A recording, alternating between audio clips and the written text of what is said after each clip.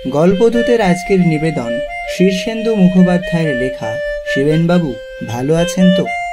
গল্পটি আমরা নিয়েছি দেব সাহিত্য কুঠির প্রাইভেট লিমিটেড প্রকাশিত শুকতারার 101টি ভূতের গল্প প্রথম পর্ব থেকে। শুনতে থাকুন শীর্ষেন্দু মুখোপাধ্যায়ের লেখা শিবেনবাবু ভালো আছেন তো।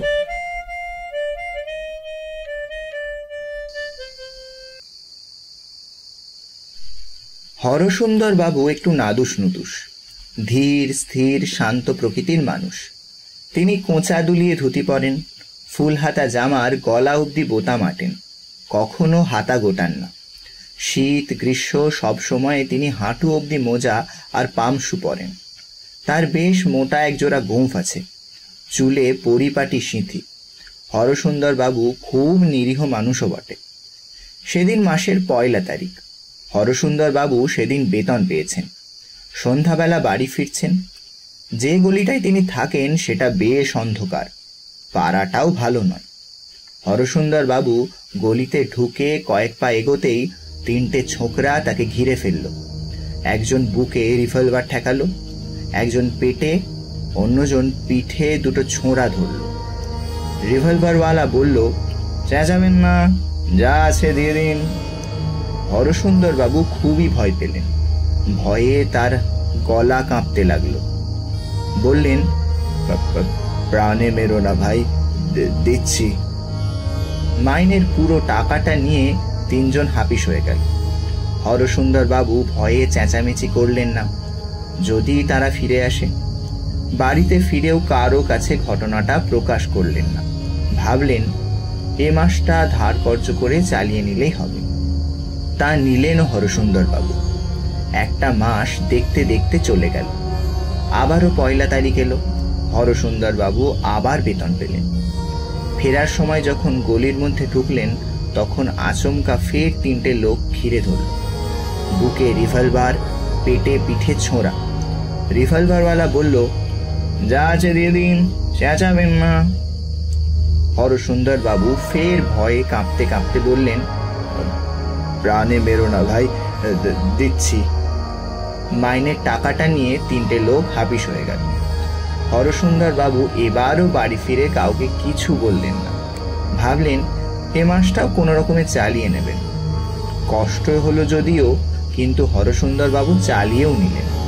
ফের 1 তারিখ এলো। হরসুন্দর বাবু বেতন পেলেন। বাড়ি ফেরার সময় অন্ধকার গলিতে ঠিক আগের মতোই 3টে লোকে ঘিরে ধরল তাকে। বুকে পিঠে পেটে ঠিক একই জায়গায় রিভলভার আর ছোড়া ধরল। একই কথা বলল এবং বেতনের টাকাটা নিয়ে হাওয়া হলো। হরসুন্দর বাবুর আজ চোখে জল এলো। বাড়ি ফিরে তিনি গুম হয়ে রইলেন। রাতে ভালো করে খেলেন না। গভীর রাতে তিনি ছাদে উঠে চুপ করে আকাশের দিকে চেয়ে অসহায়ভাবে ভাবলেন, কি যে করব বুঝতে পারছি না। কাছে পিঠে কে যেন একটা হাই তুলল, তারপর আঙুল মটকানো শব্দ হলো, তারপর বলল, হরি হরি। হরসুন্দর বাবু চারদিকটা চেয়ে দেখলেন, ছাদ জনশূন্য। শীতকালের গভীর রাতে ছাদে আসবেই বা কে? তিনি কাঁপা গলায় জিজ্ঞাসা করলেন, আপনি কে? ভেবে দেখতে হবে, ভেবে দেখতে হবে। তার মানে? কতবার জন্মেছি তার কি হিসেব আছে? কোন জন্মে কে ছিল তা তো গুবলেট হয়ে যায় বাপ। এ জন্মে বিশু, তো ও জন্মে নিতাই, পরের জন্মে হয়তো চিনাম্যান চাইন চুই। আপনি কোথায়?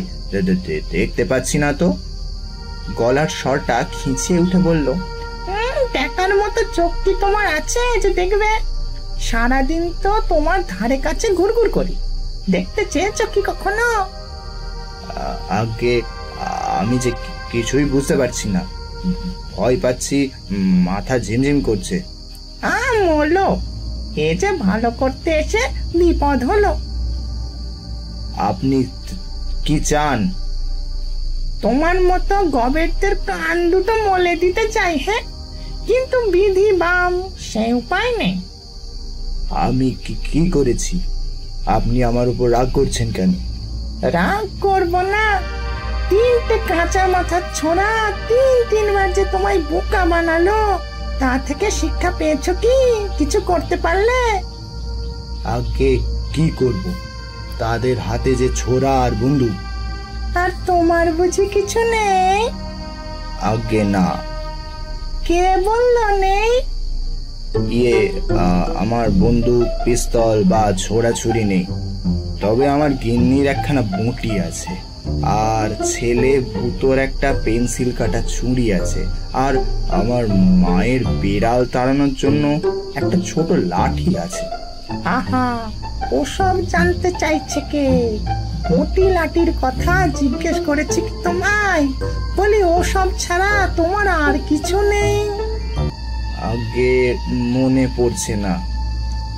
শুনেছি আমার ঠাকুরদার একটা গাদা বন্দুক ছিল। গবেট আর কাকে বলে?